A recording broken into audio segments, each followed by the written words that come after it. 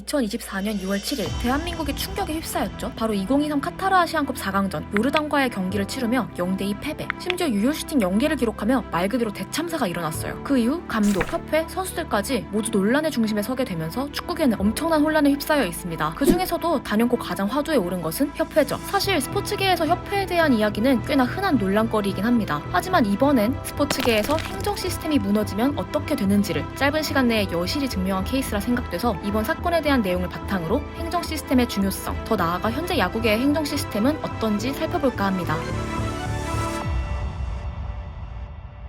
우선 카타르 아시안컵 대회 상황을 살펴보면 대회가 진행되는 기간 내내 경기력 자체가 사실 좋진 않았습니다. 짜임새 있는 경기보다는 선수 개인의 역량으로 돌파해왔기에 다소 어영부영 승리해왔다는 느낌까지도 있었죠. 하지만 이걸 선수들의 문제라고 보긴 어렵습니다. 최근 언론 보도를 통해 선수들 간의 불화에 대한 내용이 터져 나오고 있긴 하지만 결국 이런 문제들의 배경에는 감독의 행보, 그걸 넘어 부실한 행정 시스템이 있다고 보여지는 거죠. 클린스만은 한국 축구 국가대표 감독으로 23년 2월 27일에 선임된 이후 꽤나 의아한 행보들을 보였어요. 취임 기자회견 당시 한국 국가대표 감독인 만큼 한국에 상주하겠다라 밝혔던 클린스만은 To reside here is normal, because I am the head coach of Korea. 미국에서 재택근무를 하거나 해외 출장을 다니면서 한국에 상주하는 날이 거의 없었고 다양한 일들을 겸직까지 해서 국가대표 감독직을 소홀히 하는 모습들이 많이 보였죠. 몇 개월 뒤에 바로 선수들과의 소통과 관찰하는 방식이 달라졌다고 생각하며 물리적으로 어디에 있는지는 중요하지 않다고 인터뷰를 해 본인이 한 말을 완전히 뒤집기까지 했고요. 국가대표 선수 선발 명단 또한 인터뷰나 공개 영상 대신 서류로만 발표가 됐었습니다. 반면에 직전에 감독이었던 파울로 벤투 감독의 경우에는 계약 당시 할 일이 많으니 파주에 사무실을 마련해달라고 직접 요청을 하며 한국에서 직접 선수들을 관리하는 모습을 보였고, 자기들이 파주 트레이닝 센터에 사무실을 만들어 줄 수 있느냐,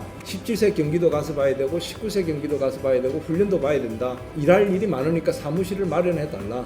선수 명단도 기자회견을 통해 선발 이유, 계획 등을 상세히 질의응답하며 명백하게 밝혔었기에 유독 비교가 많이 됐었습니다. 물론 감독의 성향에 따라 업무 방식은 천차만별일 수 있지만 그 모습이 모두가 납득하기 어려운 수준이라면 이건 좀 문제가 있는 거겠죠. 그렇다면 왜 이런 감독이 선임이 되었고 그 이후에 별다른 제재가 없었느냐, 여기서 바로 협회의 문제점이 나타납니다. 최근 한국 축구 국가대표는 세계적인 스타들이 나오고 있는 시점이고 그로 인해 국민들의 관심은 최고점을 향해 가고 있었죠. 좋은 성적 역시 당연히 따라왔고요. 하지만 이런 상황에서 협회는 앞으로의 방향성과 지속성을 전혀 보여주지 못한 채 급작스럽게 잘 납득이 가지 않는 인물을 새로운 감독으로 선임했고 그 이후에도 어떠한 관리나 제재를 하지 못하는 모습을 보였습니다. 감독의 선임부터 관리까지 모든 게 삐걱거리며 축구계는 1년도 안 되는 시간 동안 완벽하게 역행했죠.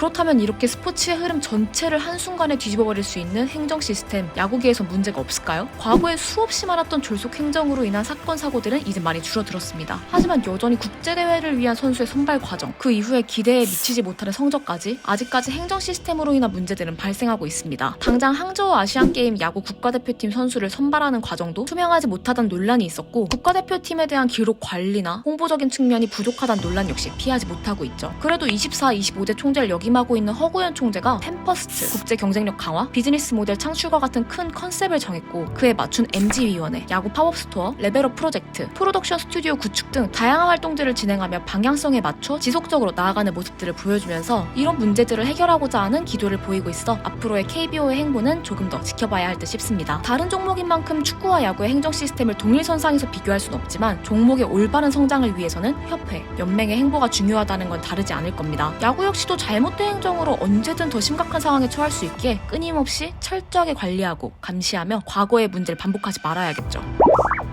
국제 스포츠 대회에서 대참사라 불리울 만한 일들이 최근 종종 터지고 있습니다. 선수들의 의식, 실력 등도 중요하지만 이를 관리하고 더 나은 길을 제시할 감독의 역할, 더 나아가 근본적 시스템을 구축해주는 연맹, 협회의 역할 역시 몹시 중요합니다. 우리나라에는 공정하고 투명하기로 유명한 대한양궁협회가 있습니다. 어릴 때부터 협회의 풍족한 지원 속에서 성장하며 세계대회가 한국 국가대표 선발전보다 쉽다라는 말이 나올 정도로 무한 경쟁을 통해 국가대표로 선발되고 선수가 올림픽에서 금메달을 따오더라도 제로 베이스에서 다시 선발 과정을 거쳐야 하는 그야말로 투명하고 공정한 시스템을 갖추었죠. 이와 같은 틀을 마련하는 데는 700장이 넘는 매뉴얼을 통해 디테일하게 규정한 것이 한몫했을 겁니다. 가장 쉬우면서도 어려운 기본을 지킨 거죠. 리그의 발전, 국제에서 한국 스포츠의 경쟁력을 위해서는 행정 시스템을 빼고 이야기할 수는 없습니다. 앞으로 더 성장할 한국 스포츠를 위해 연맹, 협회는 본인들이 수행해야 할 역할과 책임에 대해서 이번 기회에 느끼고 반성했으면 좋겠습니다.